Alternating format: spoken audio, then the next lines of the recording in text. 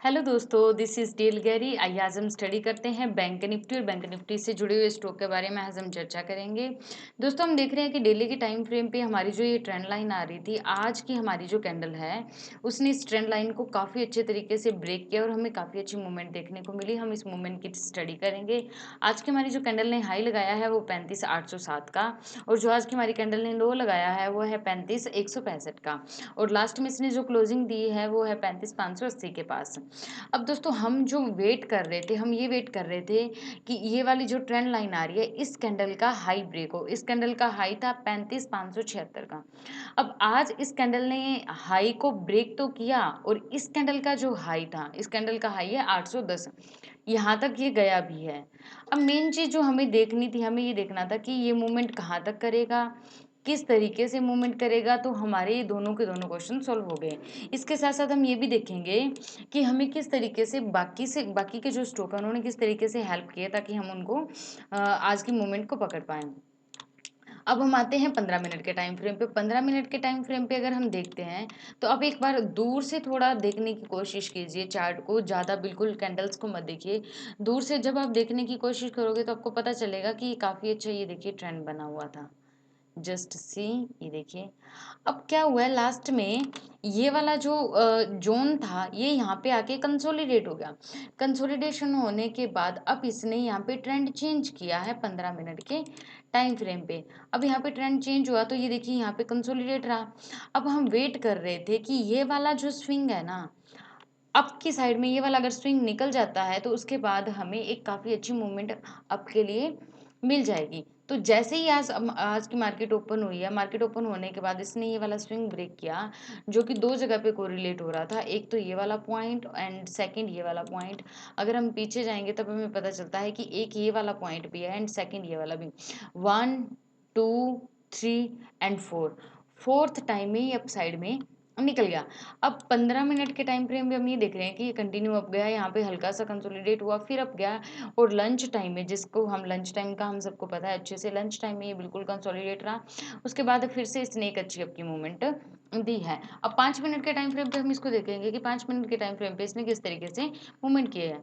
ये देखिए, 5 मिनट के टाइम फ्रेम पे अच्छी अप की एंट्री बनी, फिर ये दो छोटी छोटी कैंडल्स बनी, फिर अप, फिर लास्ट में यहाँ थोड़ी देर के लिए कंसोलिडेट हुआ, यहाँ पे हल्का सा रीचेक किया इस कैंडल का, 50% तक रीचेक करने के लिए आया, फिर से अप किया, और उसके बाद यहाँ पे काफ़ी देर तक कंसोलिडेट रहा। और लास्ट में क्या हुआ कि लास्ट के थर्ड जोन में जैसे ही 1:30 बजे के आसपास इसमें काफ़ी अच्छी मूवमेंट आई और ये अब चला गया। अब यहाँ पे एक चीज़ आप और अच्छे से ध्यान से देखिए कि ये यहाँ पे जो है, ये पहले चला चला और उसके बाद ये देखिए हल्का अप आना इसमें शुरू हो गया। इससे हमें थोड़ा आइडिया हो जाता है कि आज प्रेशर किस तरफ का है। अब हमने आज की मूवमेंट बैंक निफ्टी में देख ली कि इस तरीके से हुई है, उसके बाद यहाँ पे कंसोलिडेट हुआ, और हमने अभी जो डेली चार्ट पे हमने डिस्कस किया कि 35,800 ये ही हमारा टारगेट था, क्योंकि 35,800 की जो कैंडल बन रही थी, हमें उस कैंडल को देखना, तो उस कैंडल तक इसने अपना टारगेट अचीव किया। और उसके बाद 2 से 3 कैंडल यहाँ रुकने के बाद इसने एक डाउन की एंट्री बनाई, और जो बेस्ट डाउन का ऑप्शन में जो हमें मूवमेंट मिली है वो मिली है ये वाला जोन ब्रेक होने के बाद, ये वाला जोन ब्रेक होने के बाद में। लेकिन उस टाइम तक जो टाइम था वो 3:05 हो चुका था, तो बिल्कुल लास्ट के सेशन में हमें ये वाली मूवमेंट मिली। अब हम जल्दी से ये देख लेते हैं कि कौन कौन से बैंक ने इसकी हेल्प की है। सबसे ज़्यादा बैंक जो है हेल्प करने वाला वो है HDFC। HDFC आज फुल डे अप ट्रेंड में रहा है, और हम काफ़ी दिन से ये चीज़ नोट कर रहे थे कि ये जो ये वाला जोन है, जैसे इस जोन को ब्रेक करेगा 15:05 को, उसके बाद ये काफ़ी अच्छा निकलेगा। उसके बाद 15:08 का भी था, और जो सबसे मस्त था ये वाला कंसोलिडेशन, ये यहाँ पे थोड़ी देर रुका भी है इसी कंसोलिडेशन के अंदर। हम इन कैंडल्स को थोड़ा जूम करते हैं ताकि आप अच्छे से देख पाओ। सेम यही जो कंसोलिडेशन था हमने पीछे देखा है, ये अप का एंट्री ली, फिर यहाँ पे कंसोलिडेट हुआ और फिर से अप निकल गया। अब ये तो HDFC, हम फटाफट बाकी के बैंक भी देख लेते हैं, फिर हम इन सब के अंदर एक रिलेशन फाइंड आउट करेंगे, उसको हम अच्छे से आर्ट के रूप में देखेंगे। आर्ट में देखेंगे कि हम किस तरीके से उसकी स्टडी कर सकते हैं। ये यहाँ पे हल्का हल्का आप जाता रहा, कंसोलिडेट हुआ, और ये लास्ट में डाउन लेके आने में स्टेट बैंक ऑफ इंडिया ने काफ़ी अच्छी हेल्प किया है। ICICI बैंक को देख लेते हैं, जो फिलहाल 650 पे लास्ट में इसकी क्लोजिंग हुई है। ICICI बैंक ने भी ये वाला स्विंग ब्रेक करने के बाद यहाँ पे हाई तोड़ने के बाद एक अच्छी मूवमेंट दी, फिर कंसोलिडेट हुआ और फिर से अपने इसने अप की मूवमेंट दी। यहाँ पे देखिए ये वाली अप की मूवमेंट हमें फिर से दिख रही है, जो कि हमें बैंक निफ्टी में दिखी थी, और सेम यही मूवमेंट हमें एक्सिस बैंक में भी दिख रही है।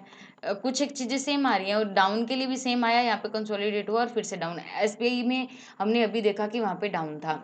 अब हमें ये पता चल रहा है कि काफ़ी सारे बैंक हैं जो डाउन की तरफ आए हैं। अब हम इस चार्ट को आराम से और अच्छे से देखते हैं। ये है bank Nifty stock live analysis. उसके अंदर हमने एक जो हमारा इसका टॉपिक है वो है मूवमेंट का, कि मूवमेंट को हम किस तरीके से पकड़ेंगे। टाइम फ्रेम हमने रखा है कि 12:45 का या 12:30 के बाद बाद का, जिसको हम 3 जून बोलते हैं। अब हमें क्या करना है, अपनी क्रिटिकल थिंकिंग का यूज़ करना है, और उस क्रिटिकल थिंकिंग को यूज़ करते हुए हमें ये वाले 2 पॉइंट्स निकालने हैं। एक तो हमें ये फाइंड आउट करना है कि ये वाले जो bank SBI, HDFC, ICICI, Axis, इनका क्या रिलेशन है, इनका आपस में क्या कोरिलेशन है, जिससे हम ये फाइंड आउट कर सकें कि यस बैंक निफ्टी में अच्छी मूवमेंट आने वाली है। और फिर इन सारे चार्ट्स को एक दूसरे के साथ कंपेयर करना कि ज़्यादा अप में कौन सा चल रहा है, ज़्यादा डाउन में कौन सा चल रहा है। अब हम सबसे पहले बात करते हैं एसबीआई बैंक की। एसबीआई बैंक को जो हमने अभी लाइव चार्ट में हमने स्टडी किया, उसमें हमने ये देखा कि वो अप गया और डाउन आने के लिए वो बैंक निफ्टी को भी डाउन लेके आया। अब हम इस चार्ट की अगर बात करें, जस्ट इमेजिन कि आज ये ही फिगर बने हैं। इसमें हम क्या देख रहे हैं कि 12:45 पे एसबीआई भी कंसोलिडेशन जोन बनाने के बाद अप की ओर निकल रहा है, ग्रेट सिग्नल। एचडीएफसी भी यहाँ कंसोलिडेट हुआ, हल्का हल्का अप जा रहा है और यहाँ पे अप निकल रहा है, टू सिग्नल्स। आईसीआईसी भी यहाँ पे कंसोलिडेट है, अप की ओर जा रहा है, और एक्सिस बिल्कुल ही कंसोलिडेट है यहाँ पे, और ये भी अप की ओर निकल रहा है। जब हम इन सारे बैंक का कोई डाउन में है, कोई अप में है, कोई कंसोलिडेशन में है, जब हम उन सभी का कॉम्बिनेशन देख लेते हैं कि आपस में इनका क्या कॉम्बिनेशन है, उससे हमें ये आइडिया हो जाता है कि एक्चुअल में बैंक निफ्टी को अप या डाउन लेके जाने में कौन कौन से स्टॉक्स उनकी हेल्प करेंगे। ये हमने देखा है कोरिलेशन की H D F C and ICICI का कोरिलेशन अच्छा है, क्योंकि ये यहाँ पे कंसोलिडेशन था और यहाँ पे इसका भी कंसोलिडेट था, ये अप की ओर ब्रेक हुआ, ये भी अप की ओर ब्रेक होगा। अब यहाँ पे देखिए एक्सिस जो बैंक था यहाँ पे बिल्कुल कंसोलिडेट था, और एसबीआई भी यहाँ आपकी ओर निकल रहा है, एक्सिस भी अप निकल रहा है, इट मीन्स कि बीएन को ऊपर लेके जाएंगे। अब मेन चीज जो आ रही है कि हम जरूरी नहीं कि ये सारे के सारे बैंक इकट्ठे ही अप के लिए ब्रेकआउट करेंगे।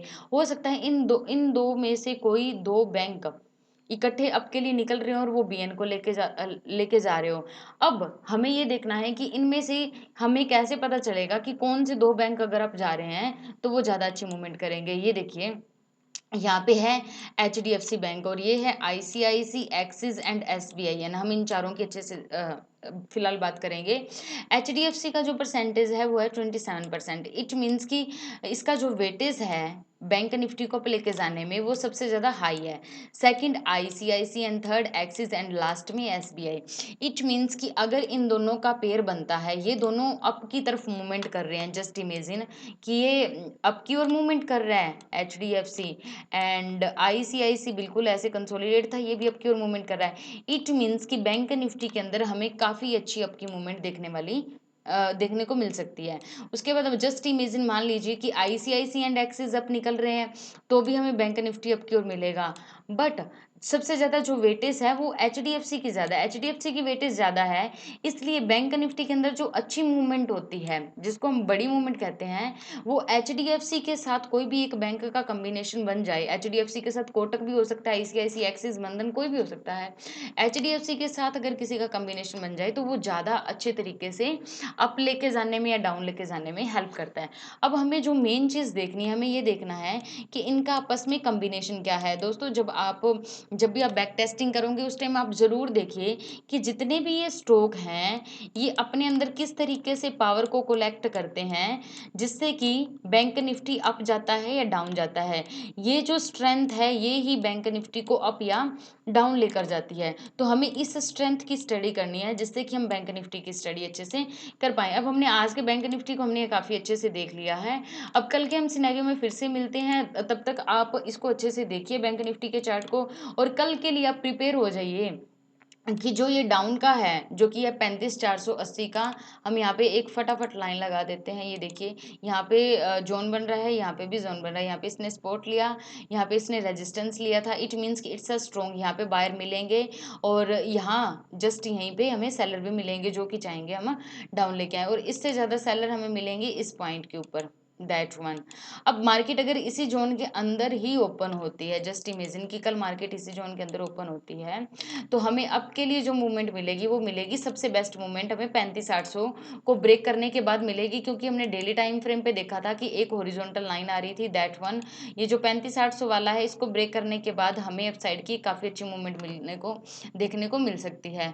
बट वही है कि हमें एक बार छोटे टारगेट के लिए चलना है, 35,800 अप के लिए हो गया और डाउन के लिए हो गया 35,400। ये डाउन का ब्रेक होता है तो हमारा जो टारगेट रहेगा 35,200 का रहेगा, और उससे डाउन का हमारा टारगेट है 34,900 का। दोस्तों एक बार धीरे धीरे एक एक लोड के साथ आप प्रैक्टिस कीजिए, अच्छे से बैक टेस्टिंग कीजिए, फिर अगर कोई समस्या आती है तो हम उसको और भी अच्छे से डिस्कस करेंगे। फिलहाल के लिए थैंक यू सो मच, मिलते हैं कल एक नई वीडियो के साथ, एक नए सेशन के साथ। आप जरूर बैक टेस्टिंग कीजिए, जिससे आपको पता लगे कि कल के लिए हमारे क्या क्या टारगेट्स डिसाइड हो सकते हैं। आज के सेशन में कुछ भी आपको क्वेश्चंस हो तो आप कमेंट सेक्शन में लिखिए। Thank you so much, God bless you.